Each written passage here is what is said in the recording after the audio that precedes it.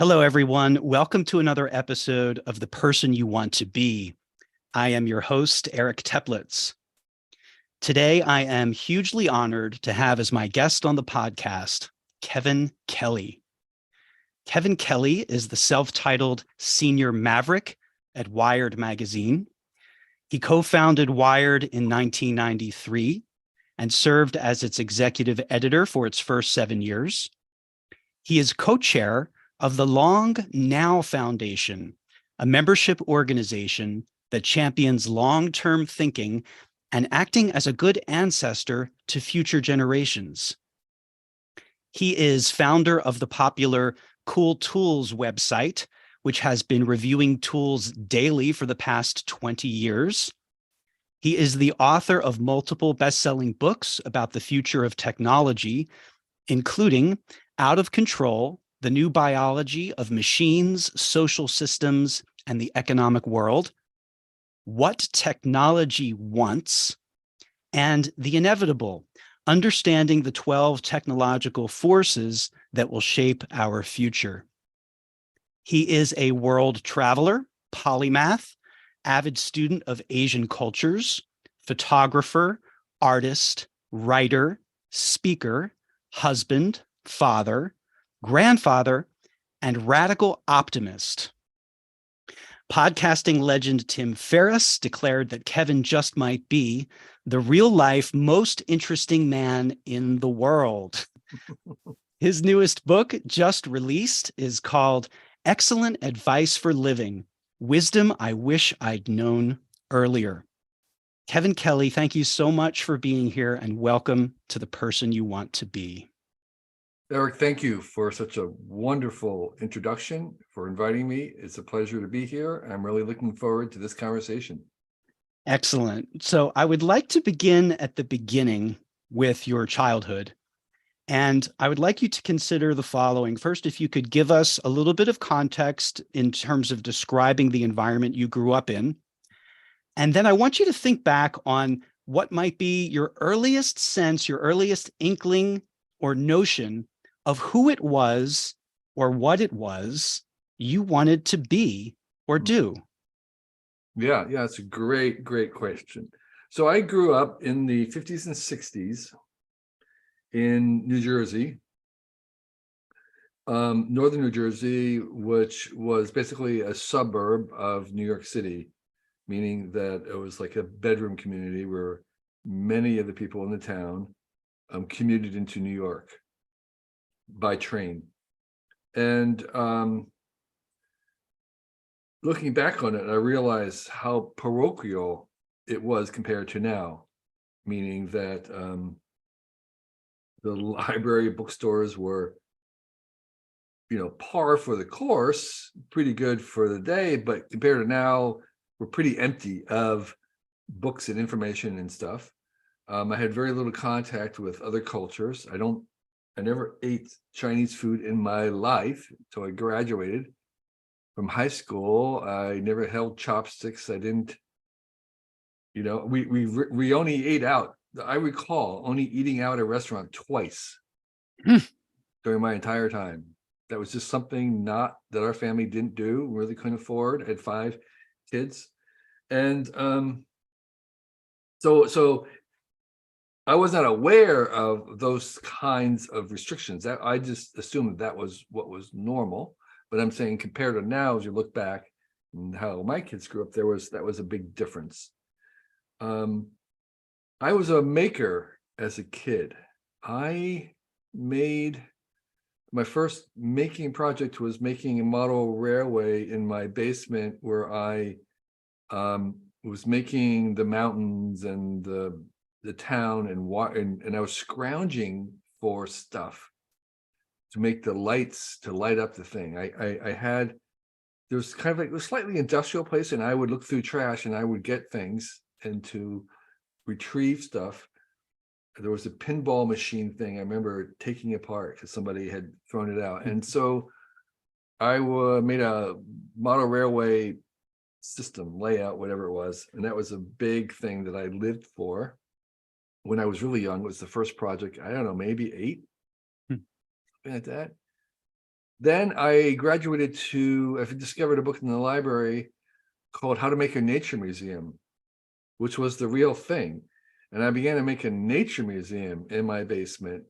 I had the local kids helping me collect specimens, like all the different tree varieties I could find. I was collecting butterflies and killing them and mounting them, and then doing tracks in plaster of Paris. And I invented this exhibit to show how bird wings worked from using feathers that I found. Unfortunately, there was no such thing as photography really in our family. They had, like, my parents had a Brownie camera that had 24-roll film that they used one roll a year. So they would take 24 pictures every year. That did not include the stuff that I made. So they took 0 pictures of your museum. Zero. Ouch. Zero. And I later went on, when I was in middle school and older, I made a chemistry lab. I got really interested in chemistry.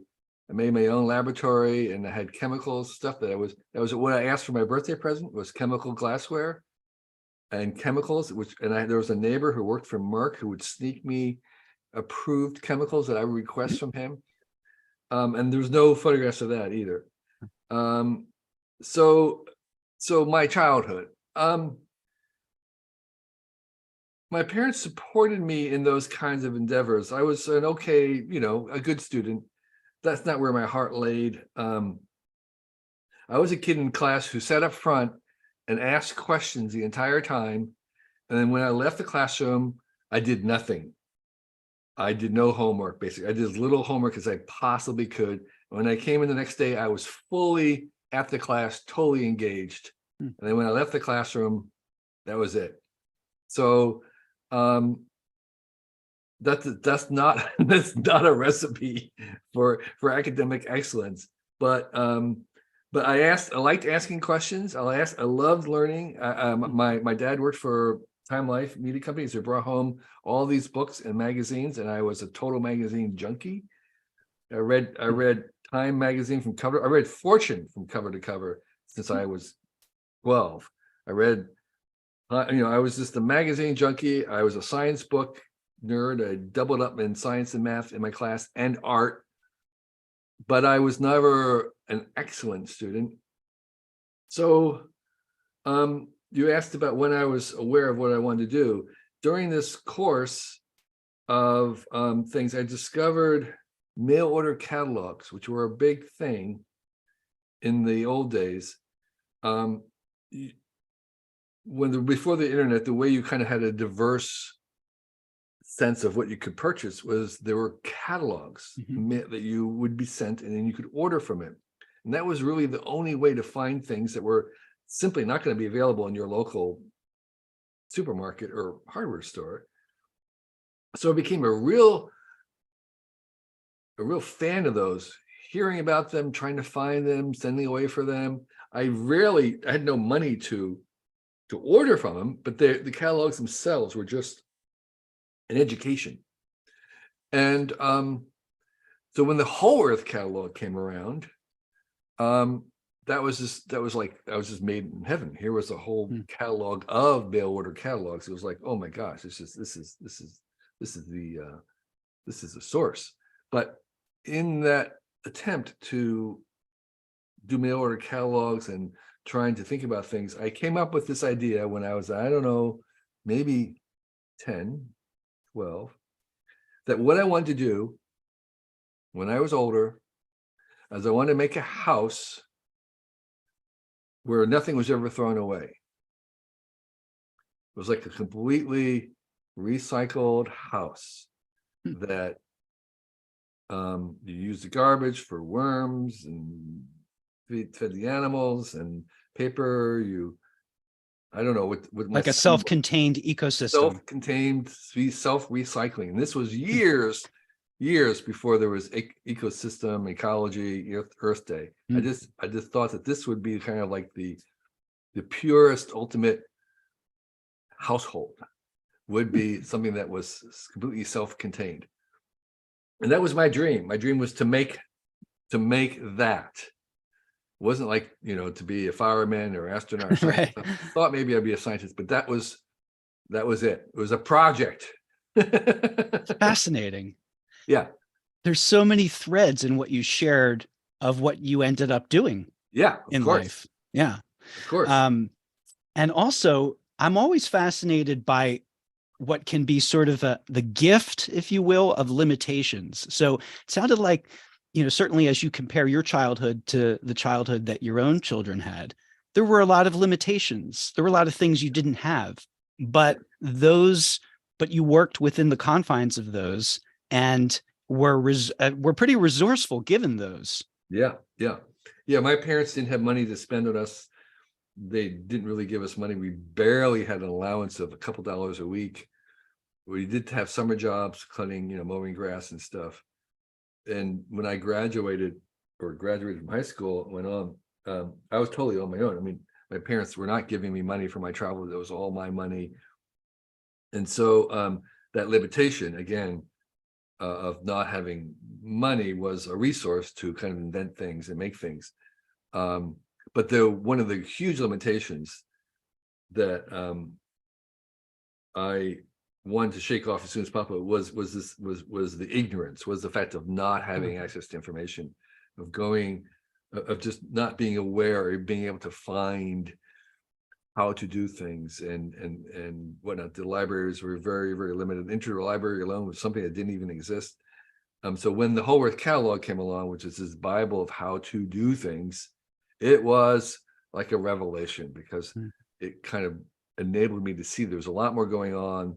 I felt totally like a bumpkin because I had nothing to contribute to it. I knew nothing that nobody else knew. But there was this limitation of the information that, unfortunately, I don't think it was a very creative one, other than maybe you make up stuff on your own that you don't know about, so you're kind of reinventing the wheel some ways. Yeah. Where were you in the birth order? You said there were 5 kids altogether. I was the oldest of 5, and we were all 1 year apart. My mom had a 1-year-old, 2-year-old, 3-year-old, 4-year-old, and a 5-year-old, and most of them 4 were boys, and so it was pretty crazy. And when I was a college dropout after 1 year, and my parents were fine with that because they knew that I was kind of marching to a different drum, but they were really concerned about my influence on my brothers and sisters, whom they felt really should go to college. And they did. So yeah, so from very early, I was kind of, I wasn't the weird kid that kid beat up on, but I was very comfortable in kind of doing my thing, and not too worried about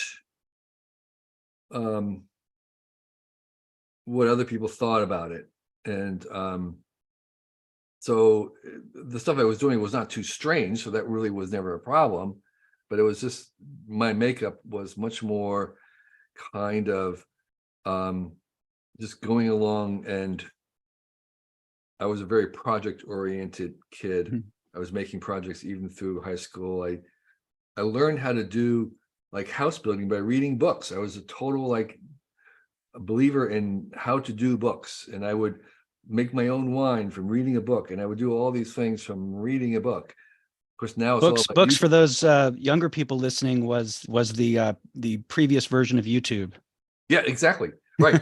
How-to books anyway. I have a whole library of those books that I bought over the years and inherited from Whole, and they have been totally replaced by YouTube. And now I spend I subscribe to 450 YouTube channels, because that is where that kind of information is located these days. And so I was a YouTube kid before YouTube.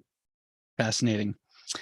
And it sounds like you, for whatever reason, you earned your parents' trust from a pretty early age. So you did decide to go to college. You went to the University of Rhode Island for a year. Right. I'm wondering how you decided on University of Rhode Island, what you studied there for that year, and did you leave? And why did you decide to drop out? Yeah. So again, it's a very different era. So I applied to a bunch of colleges, including MIT. I couldn't decide whether to go to art school or MIT or a science school. Hmm. I loved both. I applied to a number of colleges. I did not visit a single college. I'd never been on a college campus in my life. There was no suggestion by my parents or anybody that it was a good idea to visit colleges. So these were just names I found in a book. And I applied to University of Rhode Island because they had an oceanography program. And I decided that if I was going to go to college, I would do science. And so I want to be as general as possible. I'm a generalist. I realized that by my age. And they had oceanography and geology, which I felt were the most inclusive of all the sciences. So to do physics, to do math, you need to know math. To do physics, you need to know math and physics. To do chemistry, you have to do math, physics, and chemistry, because I was doing chemistry. To do biology, you need to do math, physics, chemistry, biology. And down at the bottom of the pecking order was geology, where you need to know a little bit about all those sciences. And that was like my speed. Interesting. That's how you chose geology. So yeah, so URI had an oceanography, which I thought was even broader. And I had no clue about universities, what it was, or size, or anything. I'd never seen it. Had I maybe visited, I might have changed my mind, because it was literally a little podunk state school in the middle of potato farms. I mean, literally, I walk out of my dorm and there were potato farms, and most of the kids commuted. Rhode Island was so small, it's a state school, that everybody commuted there, and I didn't even know that. So anyway, it was grade 13, sitting in rows of desks, and I just needed to get out. If it had been a different era, what I needed was a gap year or an internship. I just needed to do something. I just couldn't sit in those seats anymore. But they didn't have that. That was not an option. So the option was quit. And I did, and my only regret is having spent that 1 year. Right.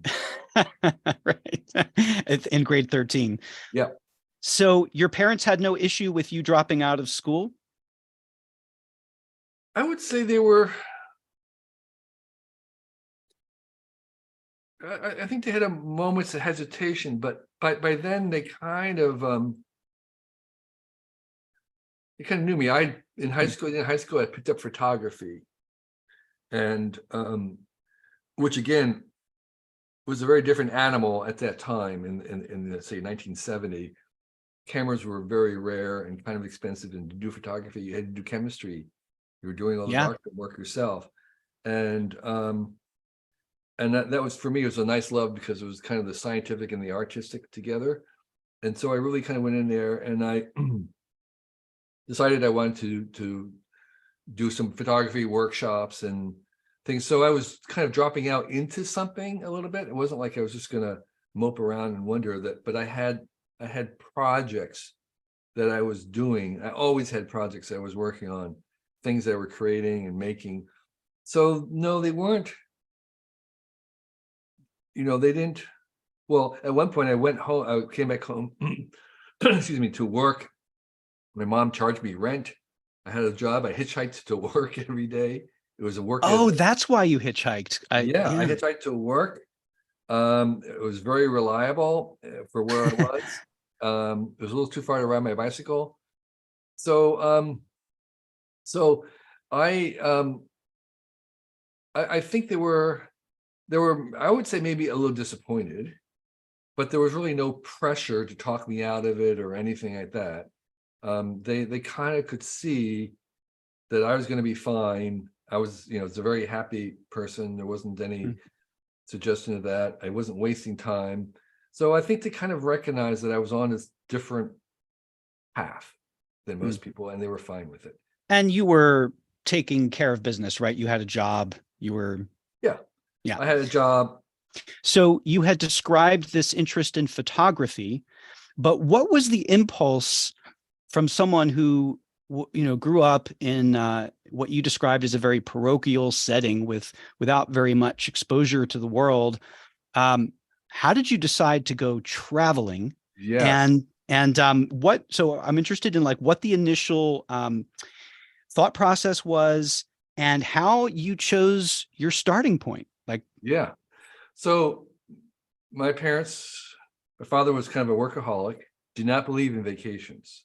hmm, We didn't take family vacations, except near the end of high school. And then one of the very first family vacations my father ever agreed to, we were going to go to Martha's Vineyard.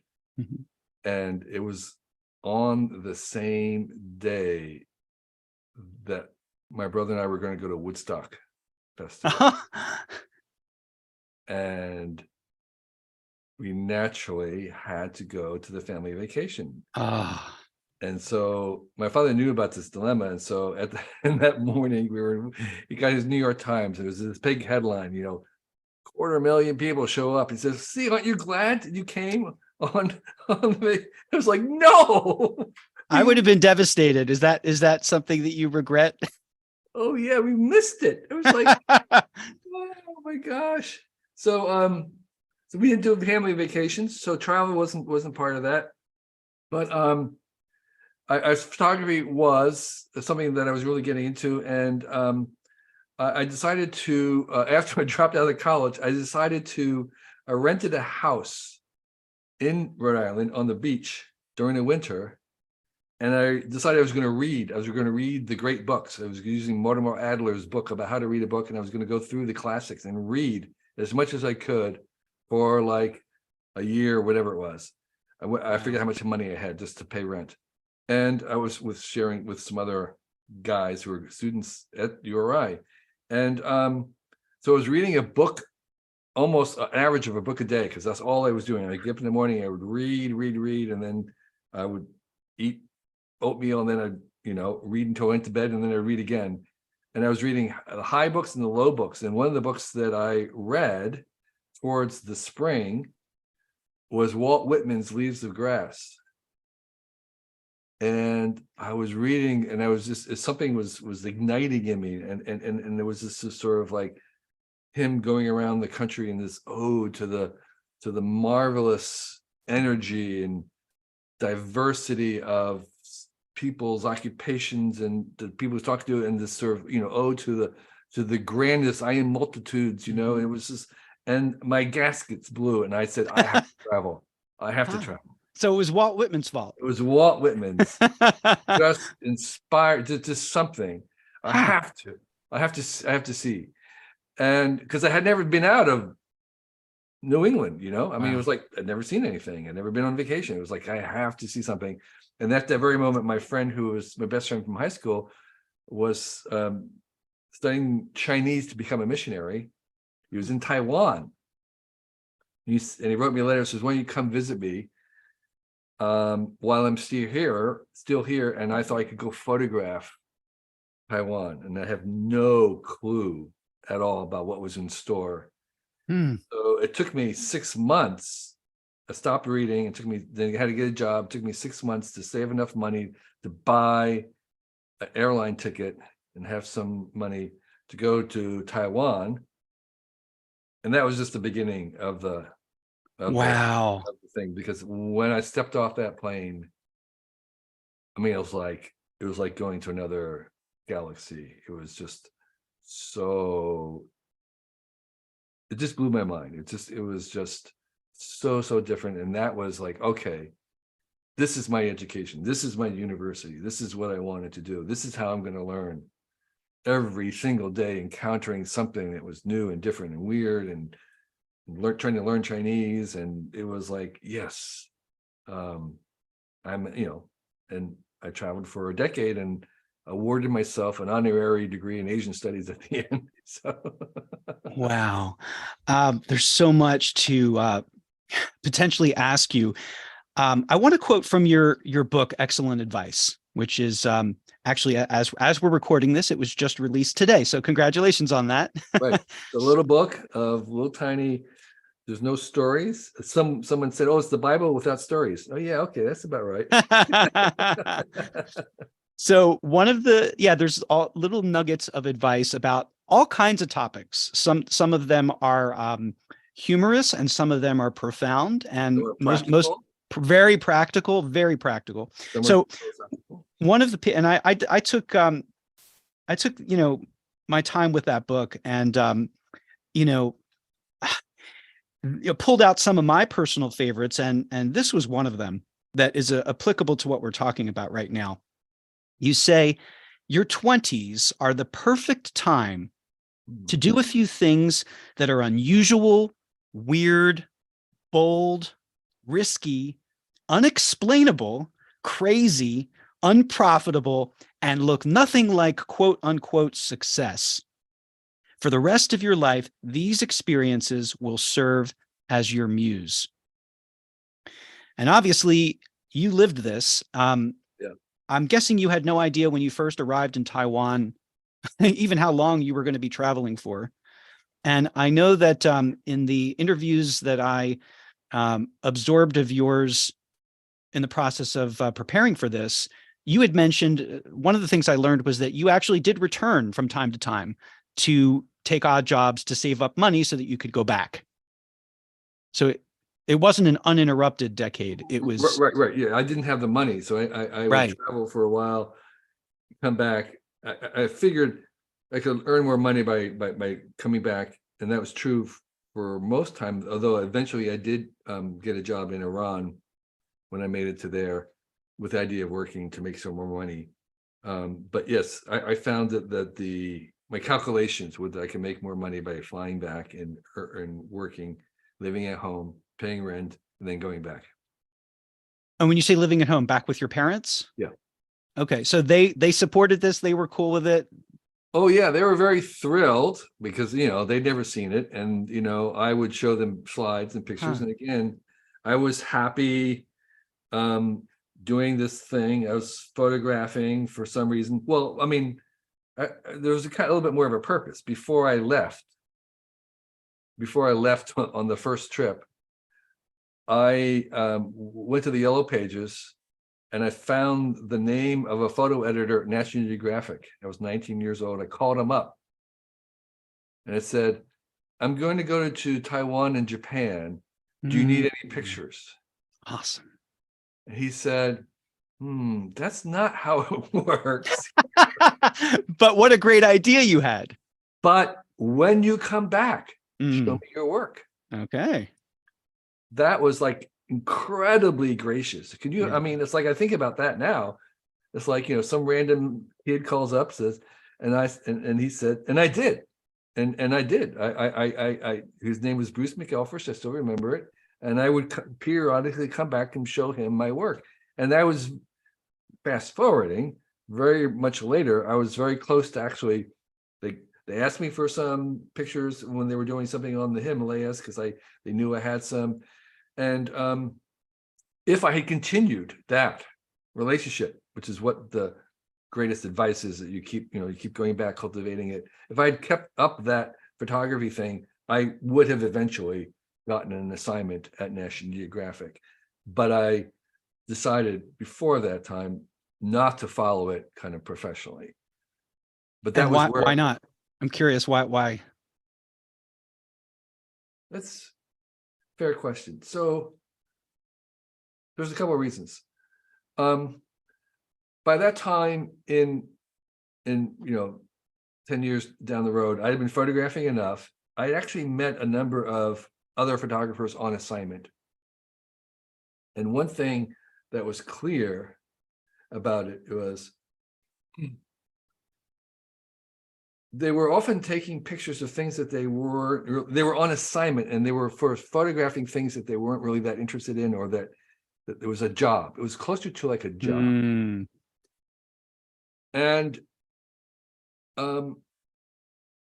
so that was one aspect, and I wasn't sure that I wanted that job. I mean, I love photographing my own stuff and what I was interested in. I wasn't sure that I just wanted to use that craft because I had tried a couple of assignments. I've been, trying to make some more money by being a photographer, doing things. And it was like, I can do this, but I'm not really sure that this is what I want to do, like, for my life.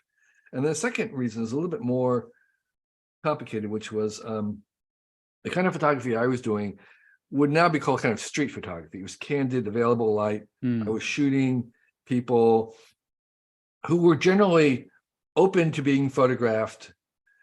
And we weren't getting permission, and my style was not to stage the images, not to make them, but to kind of take them. Guerrilla photography. Guerrilla photography. And that works. And I was a kind of shoot first, ask questions later, shoot first, smile, ask questions later, which worked. But there was a sense in which I was taking. And I was moving very fast and going through and working on this vision of collecting all of Asia. And there was a kind of a taking aspect of it that I was not fulfilling, I thought, for the long term. When you say taking, do you mean you felt like you were exploiting? Yes, I was sort of like, I was taking their photographs. I wasn't giving back any photographs at all because I was moving on. It was, there was language barriers. There was no real connection. I was just moving too fast. And so there was this idea that sort of like, I wasn't entirely comfortable in the end with that relationship as a sustainable thing for a livelihood. Okay. And so that was a second reason. It was like, yeah, I can do it. I know I'm doing this, but I don't think I want to do this professionally. And so, got it. Yeah, I get it. And so that was why I did pursue that. But, going back into the story, I called up this guy and I said, do you need a photographer? And so I saw myself as photographing there with the idea of like recording things that were not well known. And this is before I'd even set foot in it, having no idea what I was in for, really no clue whatsoever. And so I was there kind of on assignment, and my parents were fine with me kind of like, trying to be a photographer. That's how they would have couched. That's how you sort of justified it, or that's how they interpreted it. Exactly. Yeah. Fascinating. I kind of center on these particular questions because I know, certainly speaking from my own experience, and I imagine speaking on behalf of many, many others, most parents would not give the advice that you're dispensing about how to spend your 20s. Most parents would probably be, this is a generalization, of course, but most parents would be concerned and worried and focused on how's the kid going to make money, what's the kid going to do for a career, is the kid safe traveling on him, on his own in the other part of the world, so that's why I ask these particular questions. Yeah. The safety thing was a concern because there was no internet, there was no phones. Yeah. There was no phone calls. We had aerograms. So I would say every 2 weeks, maybe, or something less, I would write a letter to my parents, kind of just saying, I'm okay, basically, like a postcard. And there was also this system of post restant where they could mail me ahead. I would say, well, I think I might be in Delhi by Christmas. And so you'd write to Kevin Kelly, care of Post Restant, New Delhi, and there would be this big tray of mail from all over the world, and you would go through it one by one, looking for if there was a letter for you. And wow, maybe 1,000 letters. Some of them would be letters written that nobody had ever picked up because they'd never made it to Delhi, whatever it is. And so that was the system, that was communication. So my parents did have a lot of trust because they literally heard nothing from me. And, at that time, of course, going to some places like the Philippines, it's like, I didn't have any concept whatsoever of what was there, what was going on politically, whatever. And you have, again, the parochial tension of that time in suburban New Jersey. It could have been on the moon, for that matter, in terms of what you actually knew about that country. Do you think to any extent your parents lived vicariously through your adventures? I think so. I'm not a big storyteller. Most of the stories were my images, my pictures, which they found interesting, and I found very hard to kind of explain. But I mean, I mentioned earlier that my parents were really concerned about my siblings and my influence, and I did have a huge influence on my brother, who was 1 year younger, that we shared bedrooms with, because when he graduated 4 years later from college, he started to travel, and he was traveling in South America, doing the same thing I was doing in Asia. Hmm. And at one point, my mom got a letter from both of us saying that we both had hepatitis. I was in India, in Nepal and India. He was in Bolivia or Peru, I can't remember. And yeah, I mean, it was the viral kind, so it was, just the cure is rest, basically. I found myself laid out on my back in the Salvation Army Hostel in Calcutta, India, for a month, Ooh, while my liver repaired itself. wow. And that was my only real health issue for the travels. But then, just to your point, that there was obviously some worry about their children that they can't talk to, that are far-flung places and ill. So yeah. Did that stop? Obviously, it didn't stop you from traveling. Did it stop your brother? Nope, not at all. We went on to travel more than I did, and actually, we had the joy of actually traveling together Oh, a number of times, which was really fun. Because we've never had an argument in our lives for some reason. So it was wow. really, really great to, and he did the Appalachian Trail with me and my other brother. So Yeah, I yes, want to ask you about that in a moment, yeah, because that's something yeah. we actually have in common. Um, so, just for the sake of, I know we have limited time and I have so many questions. You said that you were not really a storyteller, yet you appear on one of the earliest segments on Ira Glass's public radio show, This American Life. And I thought that you were an exquisite storyteller. And it's a really beautiful segment that I'm going to leave a link to in the show notes for people to listen to. It was first broadcast on January 17th, 1997. The segment was called Should Have Been Dead. And it's really beautifully done. I shared it with my wife. She also loved it. Yeah. And so I think that the episode speaks for itself. But I do want to ask you, because that segment doesn't really go into this part of it. And you have said that you underwent a religious conversion while you were in Jerusalem. Yeah. Can you, to whatever extent you care to, can you tell me more about that? Yeah. As I mentioned, my best friend was studying to be a missionary in Taiwan, and he handed me this little very portable New Testament, which I began reading while waiting for buses to depart. And by the way, that's how I spent a lot of my adult life in Asia, was waiting for the bus to depart. Buses do not depart until they're full, completely Oh, full. Doesn't matter what time they say they're going to leave. They're not going to leave until they're full. So you're sitting on the back of the bus waiting for it to become full before it leaves.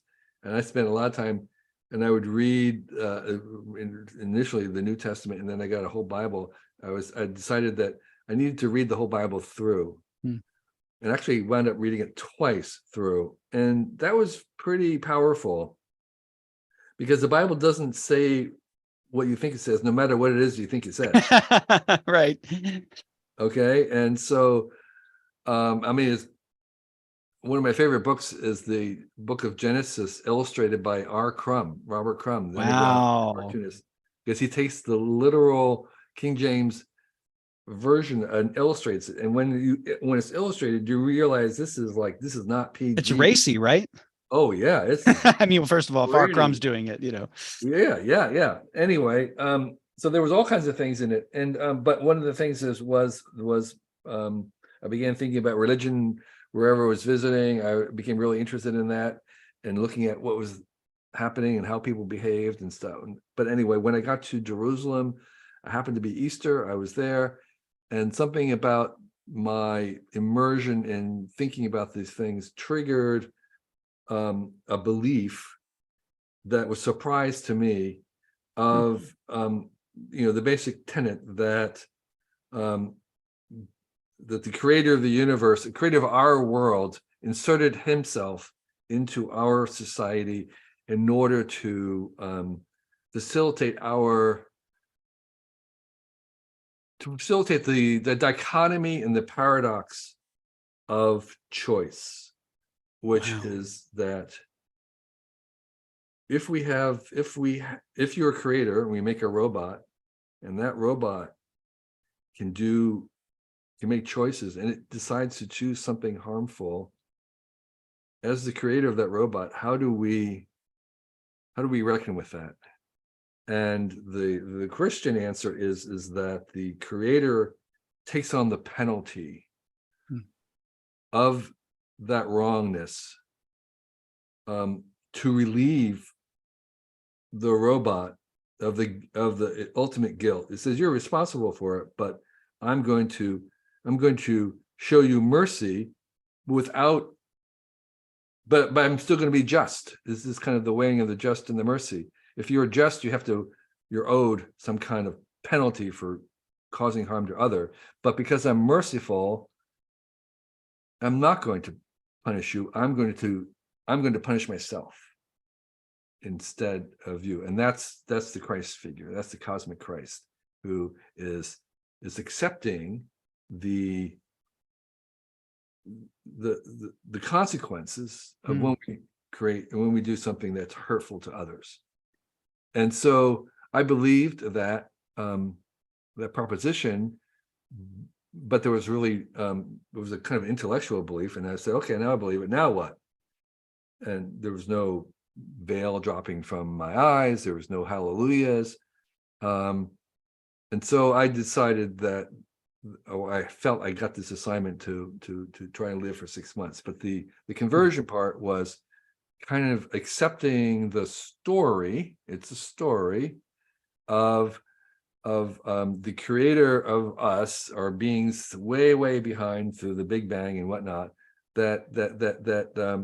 of accepting this provision of a merciful love that must be traded off with consequence and justice for things that are harmful.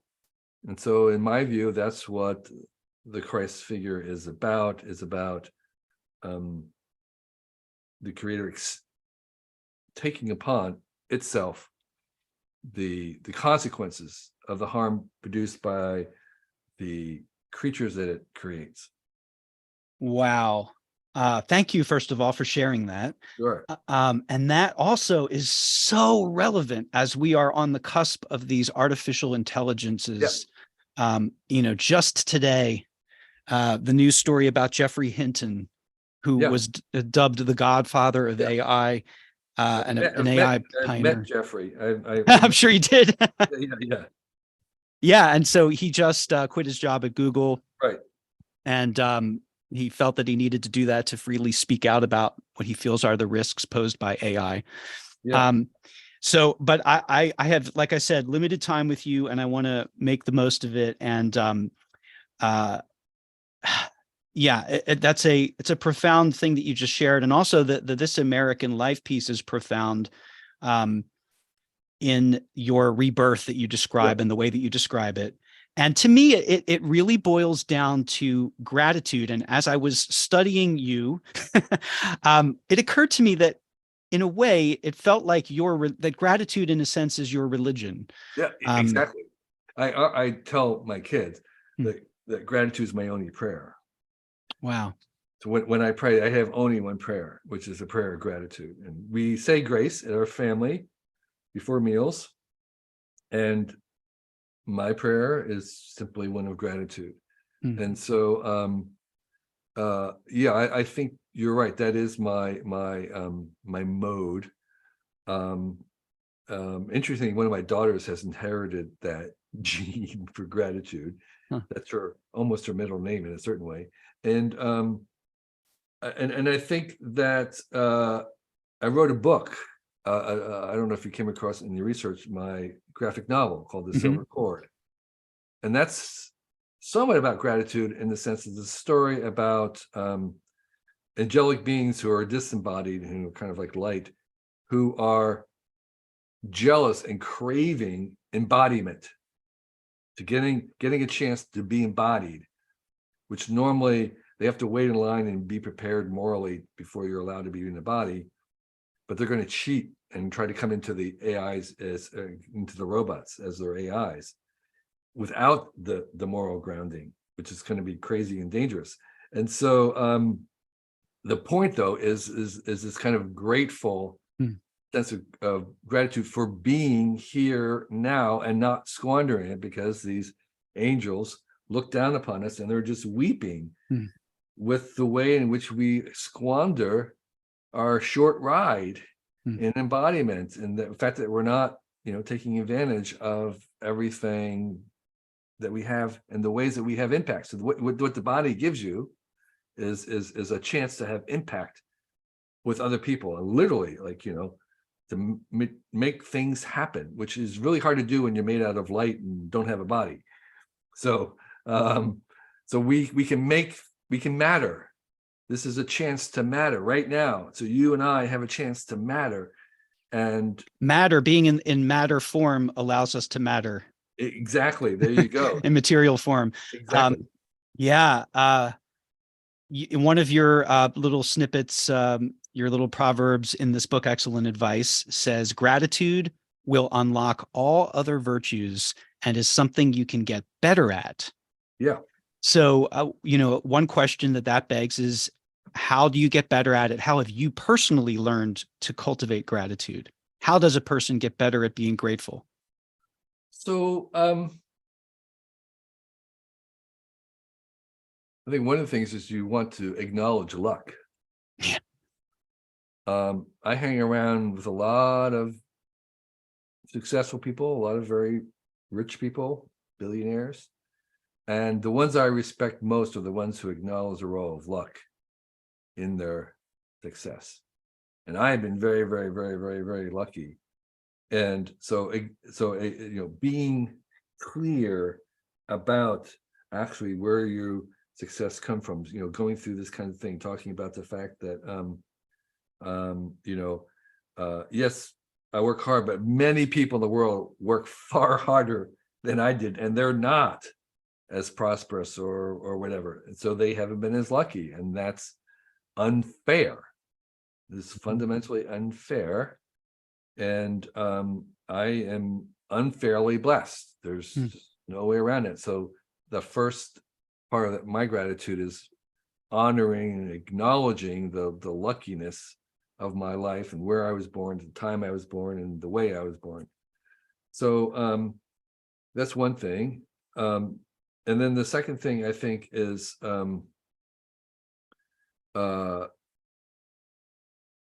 getting better at gratitude is a practice like exercise and something else. It's a matter of doing it, and you can start small, but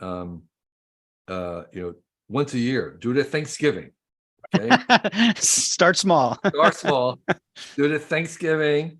Sit around, and what we do at our family is everybody present says 3 things that they're grateful for in the past year. That's very, very simple and very appropriate, not weird at all. And so that's one thing, is just to make it into a practice. And then I think the third thing about how to become more grateful is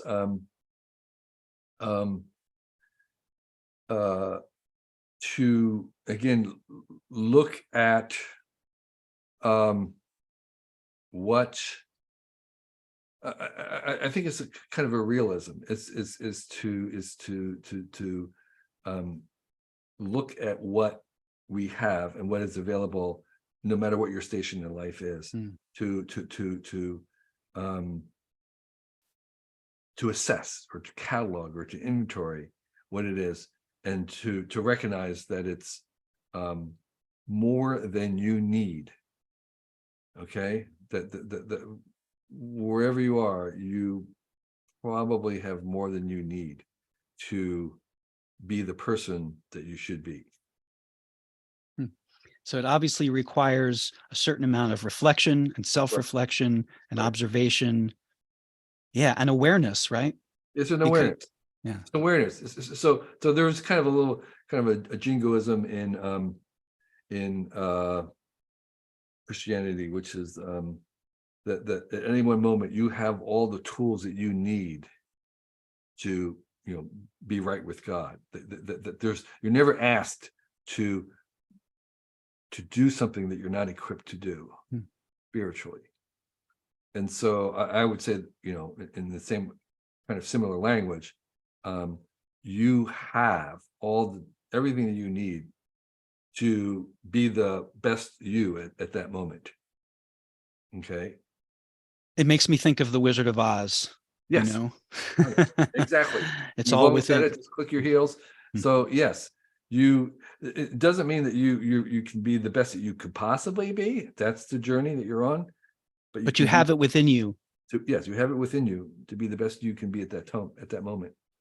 So moving on, I was looking at the chronology that's on the biography page of your website, and it lists sort of year by year milestones, in your life. And I was delighted to get to 1980 and see that you hiked a significant portion of the Appalachian Trail with, it said, your brothers, Brian and Michael. Yeah. And I observed, that it's a point of commonality between us in that you were 28 when you did that. And when I was 29, I hiked a pretty significant portion myself of the Appalachian Trail. So I'm just wondering, I know I have so many stories and when prompted can talk endlessly about my experiences on the trail. I'm wondering if there's one moment or memory that stands out to you about your experiences on the AT that maybe you can share with us. It's really funny because I was kind of bored by most of it. We started a little too late, and the memory that I remember, well, there was a couple tiny memories. One was we were going through, and as you said, when we went through a town or hitchhiking to a town to be resupplied or find food. There was more than once, I think there was almost 3 times when we were offered work. People were trying to hire us. Which was, I'm guessing, the last thing you wanted to do. Exactly. It's like, but it was like there were 3 young guys, and who were fit. And it's like, I have some work to do on my ranch or whatever. It's like, and so that was certainly not the thing we'd ever expected. So that was sort of amusing to us. The thing I most remember, actually, I mean, it's kind of, what's the word I want? A little sad, but was how we ended it, because we were kind of like snowed out. We were getting higher into the mountains, like in North Carolina or somewhere, and it was just like we just couldn't handle it. We weren't prepared for winter camping. We didn't have the right boots, and it was becoming more frustrated. Oh, the other thing too was hunting season. It was like, we didn't even have the right kind of clothing, and so there was this. I kind of just remember that more than anything, the kind of disappointment in having to terminate before you wanted to, or before we wanted to, because we were kind of otherwise really ready to go. So like not finishing it was the thing that I kind of remember most. So another tidbit from your book, excellent advice. You say, when you are young, spend at least 6 months to 1 year living as cheaply as you can, owning as little as you possibly can, eating beans and rice in a tiny room or tent. That way, anytime you have to risk something in the future, you won't be afraid of the worst case scenario. Yeah. And I don't know if if that's directly related to your experience on the AT, probably related to a lot of your experiences in your 20s. But I know that for me, it was a very comforting notion. I did about roughly a quarter of the trail from I went northbound from Georgia through up into Virginia. Virginia weeds a lot of people out because there's 500 miles just in Virginia. Yeah. But I remember my experience was amazing, and it was really reassuring to me after I returned to civilization, knowing that it was out there, knowing that at any time, if things just went to total crap in my life, like I could always, it was always there for me. I could always go out and hike the trail, right? Yeah. That trail or maybe some other trail, but where you live very, very simply, you carry only what you need with you because you're carrying it, right? And it's heavy. And it was a beautiful experience it's such a gift that I'm so grateful I gave to myself, taking that time out of my life to do that. Absolutely, absolutely. Yeah, and it's and like I went on my hero in high school was Thoreau, Mm. David Thoreau. I wanted to be. I read that. I drew pictures of him on my wall, and the idea of like building a little cabin in the wood and living in the woods and living very simply was something that I kind of did later on, building a house. Mhm. But that kind of living very simply is yeah. I mean, I would just really encourage anybody to attempt that. And you'd be surprised at how little you actually need to live on. And that's so empowering, because there were many, many times, like when I decided to kind of take a sabbatical or quit, basically to write a book, that was in my mind. Well, if this fails, if it doesn't work, I can't get a big enough advance, or the book doesn't sell, then I can live on very little. I know I can have a tent, and I can be content. I wouldn't say be happy, but I can certainly be content with living in a tent and a sleeping bag, and it wouldn't really bother me. In fact, when I quit, as I might have said earlier, I was assuming that for the rest of my life, I would not have a career, I would not have money. Wow. I was picking and choosing to have time and to work on my projects and to do things. And so as I imagined myself in my house that was self-circulating and sufficient, it is that I would be, not have very much money. And then I would just be kind of doing my little projects, having chickens and working on art and maybe doing some science stuff, but that it would be a life of poverty, basically. And the fact that I have any resources now is a complete unplanned, lucky Interesting. fluke. Yeah. So you really accepted it and you really Yeah. embraced, you had literally no expectation of No, material success. And no. because of that, you accepted that, and you were willing to make the choices you did Yeah. because you accepted that and because you'd expected nothing more. Right. Right. And what's so interesting. It's Yeah. all been gravy. Yeah. Just And, I never thought of this before, but the word content, you could yeah. say, means with tent. Content. I love that. Yeah. So maybe, yeah. We did Okay. two puns: matter and matter, and Exactly. content. Yeah. My wife's been putting up with these for many, many years now. So in 1981, on your timeline, it says that you launched Walking Journal, the Yeah. first American magazine dedicated to recreational walking, which you then sold 3 years later. Yeah. And in 1982, you started and ran, speaking of mail order companies, Yeah. something called Nomadic Books, which Right. specialized in hard to find budget travel information for world travelers, another business that you sold. So my question in regard to these is, how did you decide to operate these small businesses? I'm guessing you had no prior knowledge whatsoever about operating a small business. And would you describe these as learning experiences? Were they actually profitable? Looking back on those experiences, what do you have to say Yeah. upon reflection?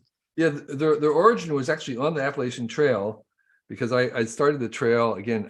I kind of like graduated with my religious conversion. I kind of graduated from this traveling, vagabonding with the camera. I felt I needed to move on from that after my conversion. And so on the Appalachian Trail with my brothers, I was like thinking, it's like, what do I do when I grow up, right? What am I going to do next?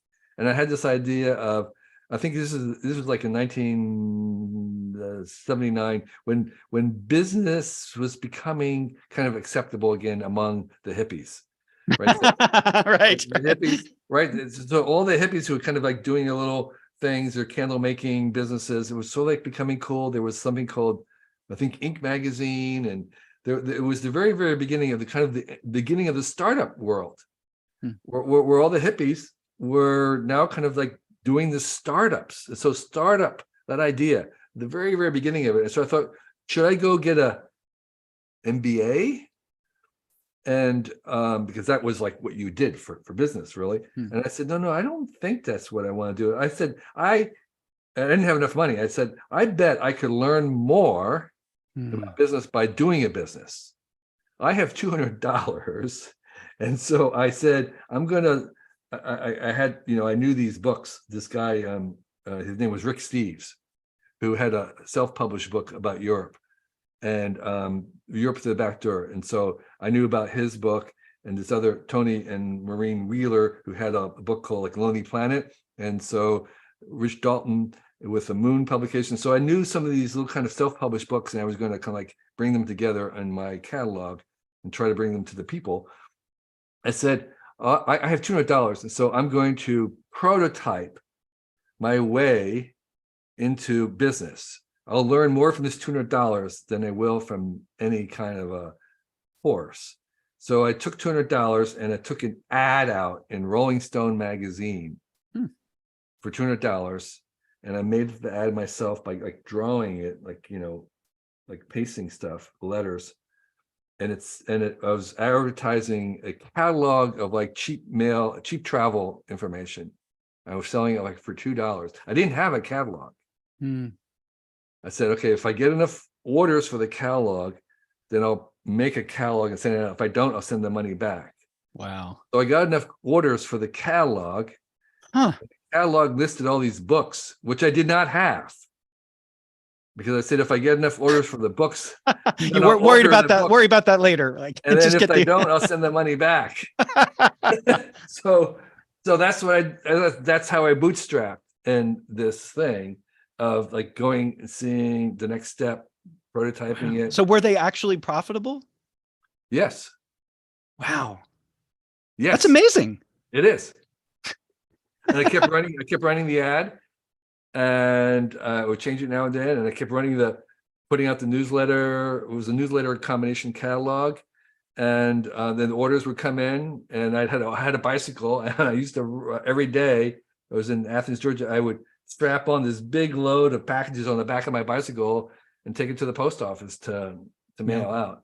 And so so in that little dynamic, I learned so much about business, cash flow, all these kinds of things at the level. It wasn't the level of deals and stocks and equity, but it was basic, the fundamentals of business. Fundamental as the business. And when I went to Holworthy, I sold those, and it was well worth my $200. That's awesome. So yeah, you went to Holworth. You just mentioned that in passing, and I'm guessing that was in a way part of what inspired you to create a catalog to begin with. Because absolutely, in fact, I was at the same time pitching to Holworth to review things. So now, for the first time in my life, I had something to offer them, which was something I knew about them than most people, which is I knew about budget travel resources. Yeah, I was now the expert on that because of my own vast travels and meeting people and meeting the people who were self-publishing this. And so I started to contribute to the Holworth catalog before I was hired. I see. And what strikes me is that you could never have planned this kind of stuff. No. You were following your impulses. You were following the things that excited you. Right. And you had no idea where it was going to lead. Your expectations were very limited and low and maybe non-existent. Right. Absolutely. And you just took it one step at a time. You whatever the next right thing seemed to be for you. And yet, like when, you can connect the dots looking back at, falling in love with Holworth catalogs as a kid, all the little steps involved in your travels and the knowledge that you accumulated, not because you were interested. I mean, you were always very curious and knowledge seeking. That was clear from the time you were a kid, but you weren't motivated to go to Asia by, hey, I can like travel around and then teach people how to do this. No. But it was just that you had all of this, you'd acquired all of this knowledge almost like incidental to following your passions. And then you found a way to, like make use of it or market it, and you got to connect. You ended up working initially as a freelancer for Holworth catalogs and then got hired by them, which is fantastic. Like that is so cool, right? That was my dream job. The only job after high school that I wanted was to work at the Horwath. Once I encountered the Horwath catalog, I decided my dream job would be to work here. I don't have enough to offer them, but maybe someday I would. Mm. And my dream was, I thought I could be an editor there because I had the comment. I did the little newspapers in high school, and I did Your gig in Tehran, wasn't that in editing? gig in Tehran, was doing a newsletter. I put out a newsletter for our own little band. We had a band that didn't play music. We had a video, a music video and t-shirts, but we didn't play music, but we had a band. And so I had a newsletter for that. So I had been making, my dad worked for magazines. So I had a complete magazine framework. It says, I can do magazines. Mm. I know I can do magazines, and I would like to work for that magazine someday, but I'm not, I don't want to, I'm just not good enough right now, but someday I will be. So that was my dream job. And, back to your point about the inadvertent stuff, it was like, even Wired, when Wired began, I had very low expectations about Wired. Hmm. In fact, the controller, I made a bet with the controller, kind of like the CTO. I said, I will bet you we agreed to a meal in Barcelona that I would never see any money from Wired, like real money. Because I think, I said the chances of a new magazine working is like really, really low. Most magazines fail, most restaurants fail. So I'm not expecting this to have great success, but it's worth doing.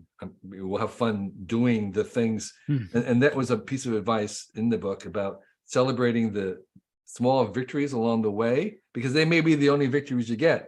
And that came from Hugh Howey, who was in 2 days going to have his Silo sci-fi series is going to premiere on Amazon. And that was a book that he was based on books that he self-published. He worked in a bookstore, and he would self-publish little chapters on Amazon.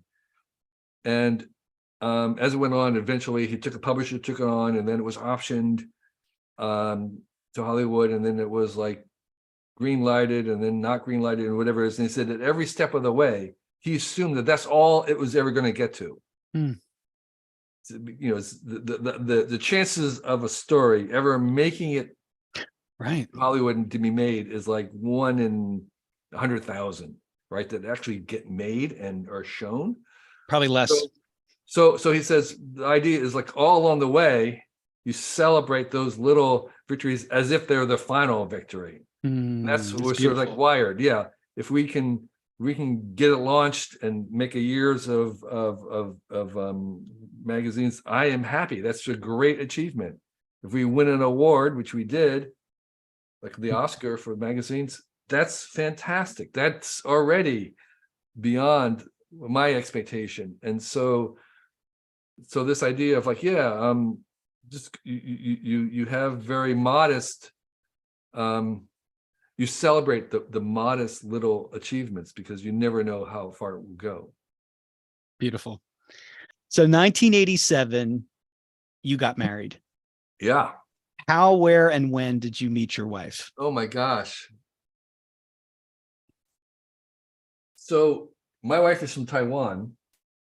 I did not meet her in Taiwan. We're 6 years difference in age. I met her at an international students function at the University of Georgia, where I was working and where I started my mail order businesses on the side. So I worked for the university in a science lab. I'd always, wondered whether I made a mistake about not going and finishing university in science. And so I met a guy hitchhiking. We became really close friends. And he was a scientist, and he invited me to his lab in Athens, Georgia, because he had a photo project that he was thinking of. So I worked at his lab on this photo project. He later went on to work at Genentech and do a startup here in the Bay Area. But at the time I was in the lab, and I was also involved with the International Students Association because of all my travel. I was the house parent for a house that housed international students who had housing problems. So my way of traveling was to have all these people from Nigeria and Hong Kong come live at the house. And I met my wife. Where you were living?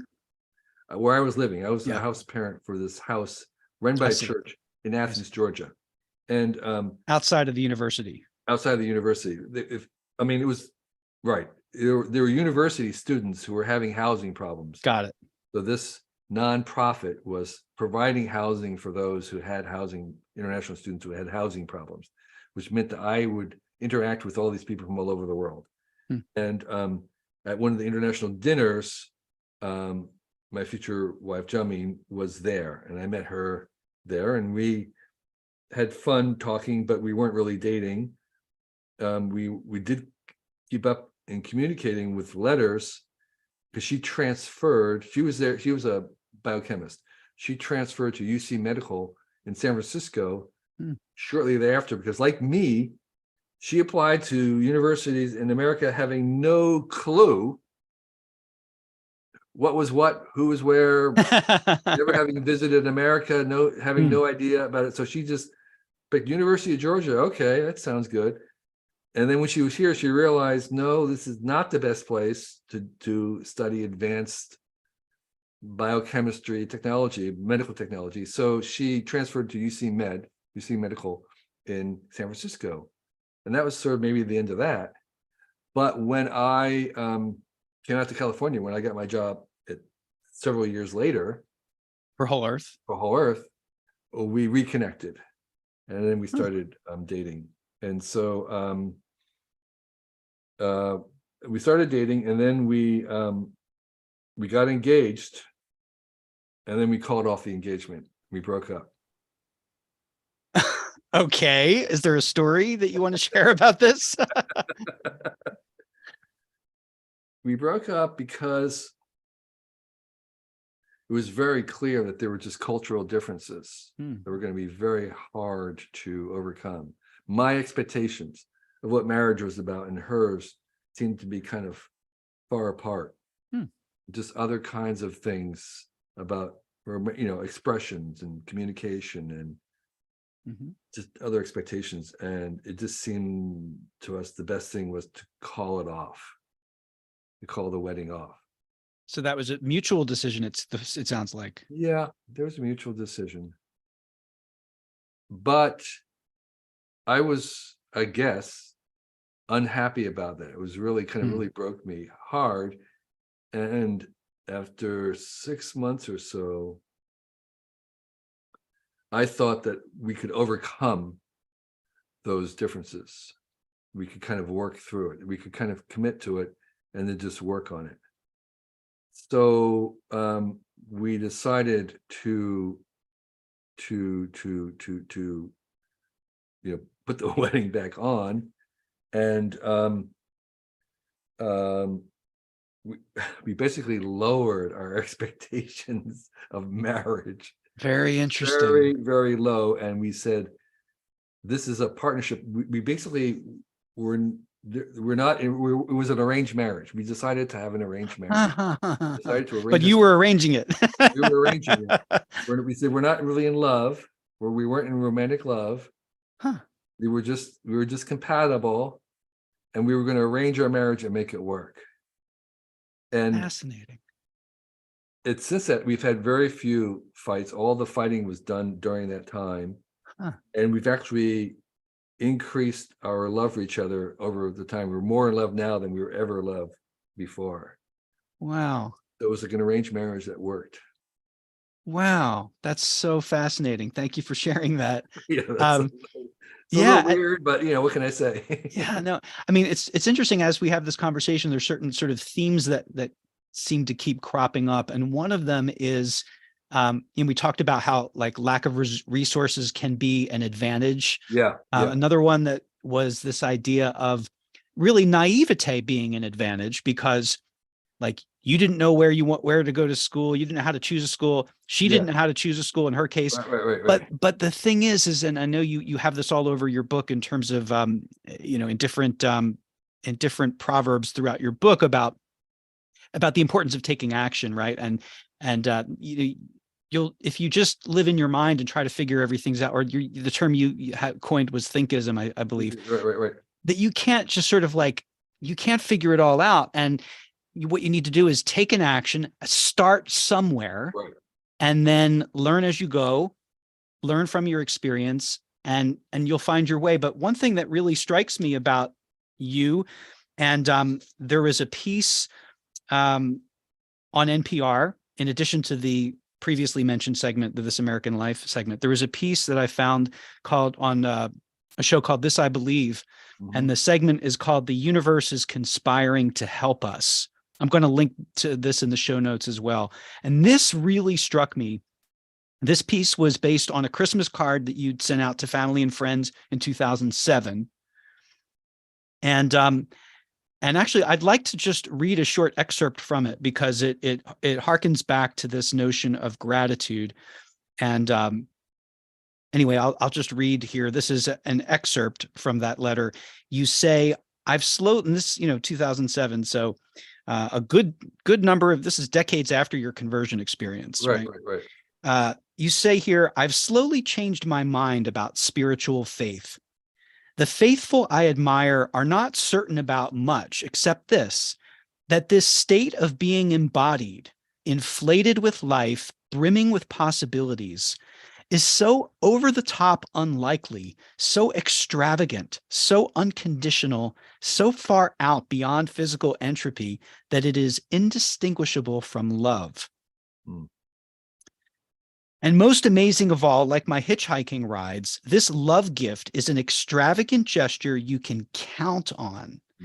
No matter how bad the weather, soiled the past, broken the heart, hellish the war, all that is behind the universe is conspiring to help you if you will let it." And then you wrote here, because we talked about gratitude and how to be more grateful, you said, "And I am working on being more grateful. I'm aiming my thanks at the thousand of things we take for granted, things that would be a miracle if they only happened once." Right. I noticed a pigeon the other day. It had fantastical colors, incredible bearing, and shimmering feathers. I feel sure that if there were only one of these specimens alive in the world, we would all agree it would be the most beautiful bird in the world. We'd push and shove to see it. Almost every moment in our lives is a pigeon overlooked. I forgot that. May we notice and be grateful. Yeah. I think that's so beautiful. Yeah. Well, thank you. Hmm. Yeah. Overlooked. And so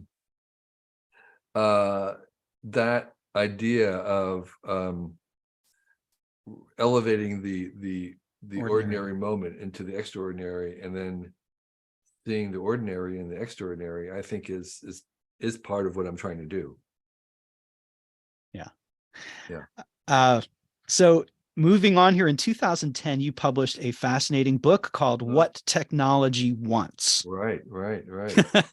Which is a great title, by the way. Thank you. In that book, you say that the way biology works and the way that complex technology works are very similar, right? So this begs the question, and especially when you were describing your conversion experience and your beliefs about kind of why we're here, and this generosity of spirit that is taking on responsibility for our missteps and sins, right? Yeah. So if you're comparing biology with technology, it strikes me that, like a machine, many of our own wants, if you will, are programmed into us, right? Like we have instincts and biological stuff. Yeah. Sure. And so this begs a question then about the nature of free will versus determinism. We're programmed. We have all these things programmed into us. Yeah. Now they're programmed. A lot of it is by evolution, by genes, but also by the context that we're born into. Like, this is what a person does who is born into this society. Yeah. We speak the language we do because of where we're born and how we're brought up. So, yeah. So talk to me about free will versus determinism. What, obviously you're a believer in human agency. That's written over all over everything that I've read of yours. What are its limits, and what, I think, nature versus nurture. as far as we can tell biologically, it's a mixture and it's very hard to untangle. And most kind of traits come down to the calculated, measured approximations of like 50-50. I mean, it depends on the trait, but a lot of them come somewhere around there that, sometimes they may go 30% inherited and 65% environment, but I don't think we're ever going to be untangled. That's almost a definition of our human nature, that we're never going to be able to, that we're this complex weaving of the inevitable and the free choice, the stuff that's wired in, that we have to deal with, that we are given, versus the stuff that we give, that we make up. And I in the picture I have is that we are assigned these bodies that are in different states of ability and repair, and some unfortunately are given bodies that need a lot of work, and others are given highly tuned athletic bodies. And I can't see a rhyme or reason about who gets what. And but we can all get better. That's, for me, the point, is that no matter, we all start at different, it's not fairly distributed, and we all start at different levels, but we can all get better. And our responsibility is to improve on those dimensions. And so it doesn't really matter where we are, it just matters where we've come from, where we've been, where we're going, more to the point. And so so I don't get too hung up on that. There's definitely things that we can choose, and definitely things we can't choose, and sometimes we can't unravel the two. But for the things that we can choose, we can choose better. We can choose good, and I don't see any limit to better. That's another bit of advice. There's really no limit to the better. Yeah.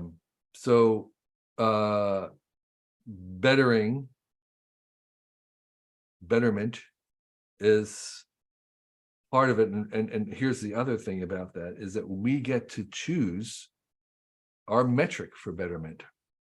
That is a choice that we have. We do have a choice about defining our success. We do have a choice about how we view our life as a success.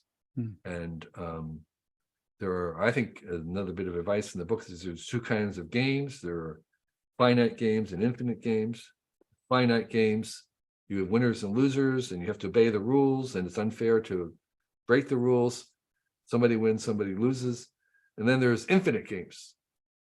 And infinite games are entirely different character, because the whole point of the game is to keep changing the rules. Everybody's a winner, and the whole purpose of the game is to bring as many people into the game as possible, to make it last as long as possible, to extend the play. And all the good things in life, everything that we like about it, is an infinite game. It's something that we want to keep going. You're not trying to spend as little time getting as much done as possible. You're trying to spend as much time doing something that you love forever.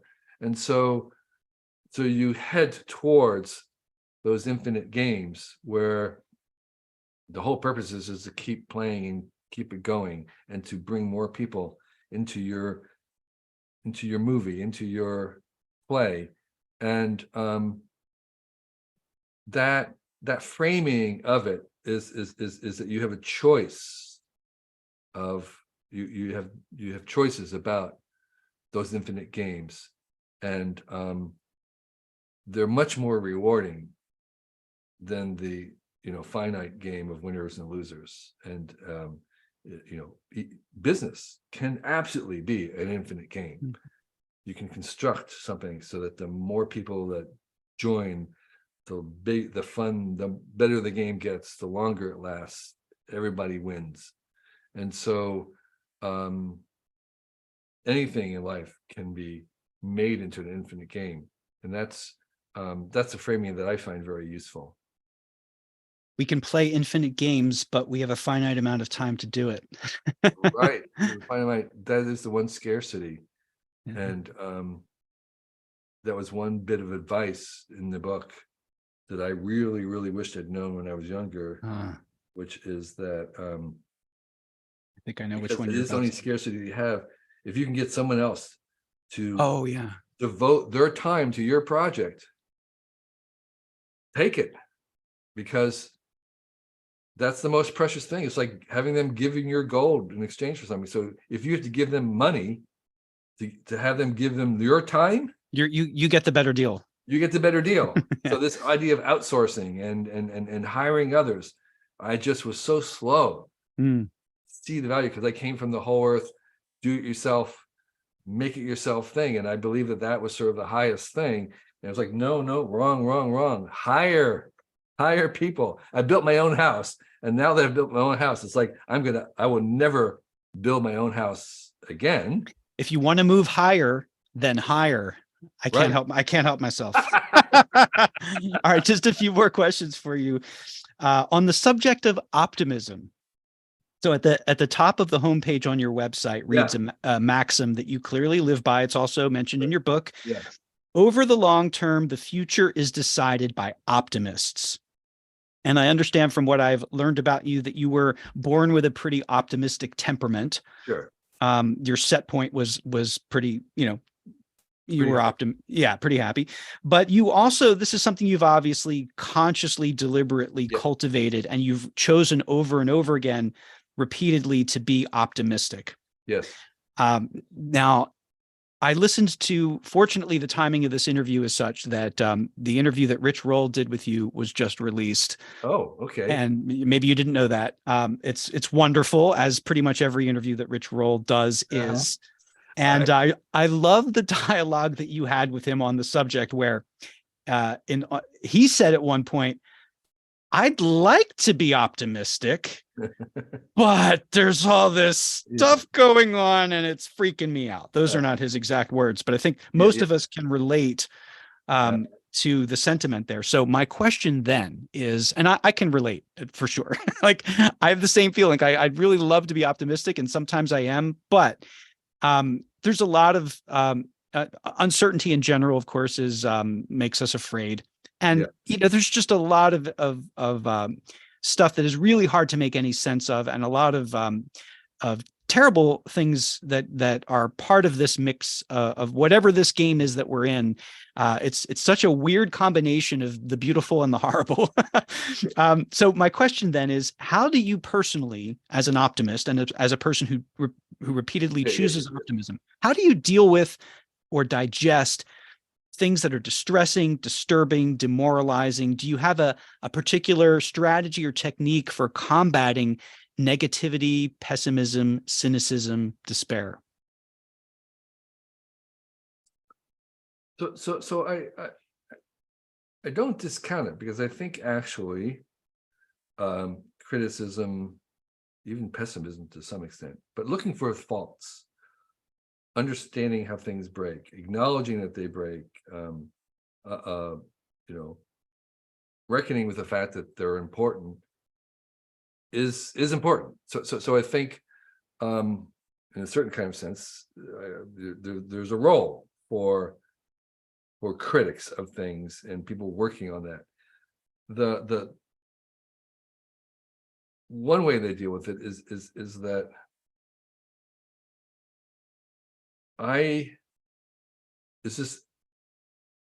that I'm not, they're good at that. That's what they're good about. And I'm letting them do that, and they're needed and beneficial, but we need to have the strong motor pushing things forward. We need to have the vision of where we want to go. We need to have the belief that it's possible to get there. And that's my job. And not very many people are doing that. So I can be the only. Right. You found your niche. I found my niche. Yeah. And I don't have to worry about the problem so much, because there's so many other people worrying about that, focused on that. They're really good and smart people, and they're consumed with that. And that's fine. My job is to look into the future and to imagine and to help us to see a future and to believe it's possible, because I think unless we believe that it's possible, it's unlikely to happen. Right. That's my job. It's a good gig. It's a good gig you gave yourself. Great work if you can get it. So that's my version of don't be the best, be the only. Mhm. My thing. Well, hopefully there's other optimists out there as well, and other Well, people. I'm trying to make more. Yeah, right. Because I think we need more to actually make these things happen. And so yeah, but my version of it is this kind of deliberate optimism. And so that's my response. It's not to deny it, not to say it's not important, to reckon with it and accept it. It's just to say that's not my burden. My burden is the other half of this, which is to see a way, a path that's solution filled and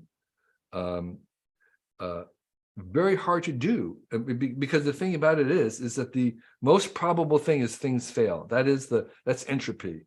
That's the entropy destination, which is that, or the destiny, which is most things will fail, most things will go wrong, most things will create problems. It's easy to do that. It's easy to see how AI doesn't work and hurts us. It's much harder to think of the improbable. And the improbable is that this thing continues to become a magnificent force in the world. And so that becomes more difficult to imagine. And we need enough people to imagine that in order to make it happen. Great argument. I can't find any fault with that, and I hope that you can find many recruits as well. And I imagine that the most likely place is among the young, right? I mean, yeah, yes, because most people tend to get grumpier and right. Those old days, it was not, they don't make them like they used to. All downhill. Yeah, and again, my piece of advice about that is when someone is telling you about the good old days, it's almost certain that they were 10 years old at that time. I love that, because that is the peak of human existence by far. When you have the whole world before you and you're opening up and you have no responsibilities, it's like, yeah, that's the peak of human existence, and it's all downhill. Says the optimist. Right.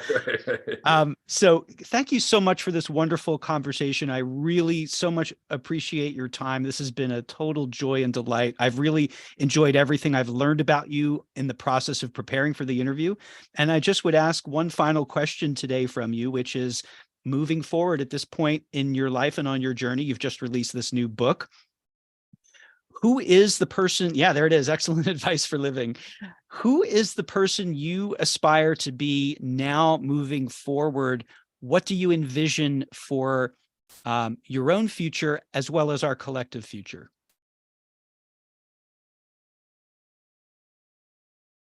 Yeah. So my bit of advice, the last pieces of advice is that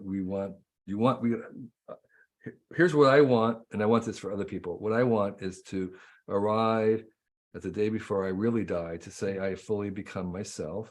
And I want that for everybody else. And I think the way that I can help other people achieve that, to become the best version of themselves, is by equipping them with all the tools and technologies and resources that they need to do that. And that begins with simple things like making sure everybody has clean water, everybody born and yet unborn, clean water, sanitation, healthcare, literacy. Those are the basics. But beyond that, there are all these additional things that we need to truly be able to unleash the genius in every single person who has a unique mix based on their different face, different genetics, the different experience they've had growing up. All these things contribute to make everybody unique and potentially to offer a unique expression, art, innovations, creativity to the world, and be able to communicate that and share that. So there's a lot involved in that. And I think we're getting better at that. That's what technology gives us. I think that's why I think we are better civilization now than even 20 years ago. I mean, the test is, I call it the Obama test, is like, if you were going to be assigned life in a random time, in a random body, in a random gender, in a random level of society, what year do you want to be born in? You'd be crazy to pick any year in the past. Born as a female slave somewhere? I mean, no. So there is real progress, and that real progress comes because we are increasingly equipping people to have more choices, more possibilities to express their genius. So that, unlike, say, Mozart, if Mozart had been born before we had made the symphony and the piano, what a loss to him, to us. So we made that available. We equipped him to share his genius. We equipped Lucas and Alfred Hitchcock with the cinema technology so they could share their genius. What if they'd been born before that was available? What a loss. So today there are people born, Shakespeare's, who are waiting for us to give her those equipment, that tool, those possibilities to express their genius. So we have feel a moral obligation to kind of bring more into the world so that every person would have the possibility of being able to share their genius and become the best version of themselves. And that's my hope. That's what I work for. That's beautiful. To become the person that we each wish to be. Yeah. And to share our best selves with each other. Right. Thank you, Kevin Kelly. Where can people go to find out about you, your work, your offerings? So I have a website that conveniently has my initials, kk.org. All my stuff is there. On the socials, I'm Kevin, the number 2 Kelly. They didn't allow double digits names.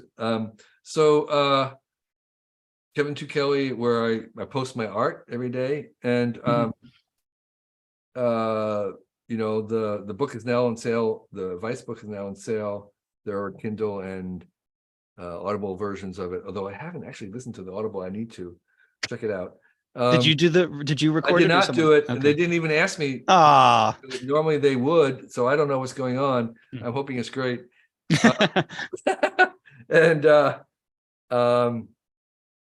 And yes, I can be found pretty easily, and my email has been public for 35 years. You're findable. I am very findable. And I'll plug your free newsletter as well, which is called Recommendo. Right. So I think for 6 years now, we have a weekly newsletter, very brief, 1-pager, which has there's 3 of us, 6 things that we 2 each that we recommend, that we've kind of found, and they're from, people to follow, books to read, websites to look at. Can people sign up on your website for the newsletter? Well, they sign up at recommendo.com. It's a free newsletter. Okay. And that's just so people know, that's REC with 1 C, OM with 1 M, ENDO, Recommendo. Yeah, I debated a long time about whether to go with the traditional squirrely proper spelling or the convenient modern simplified. Well, that's typical of you, isn't it, to do things a little bit differently? Kevin Kelly, it was such an honor and privilege to speak with you today. Thank you again for your time, and thank you for your excellent advice. Well, Eric, it was a privilege and so much fun that we went a little over time, and I appreciate that extra attention. So thank you. Thank you.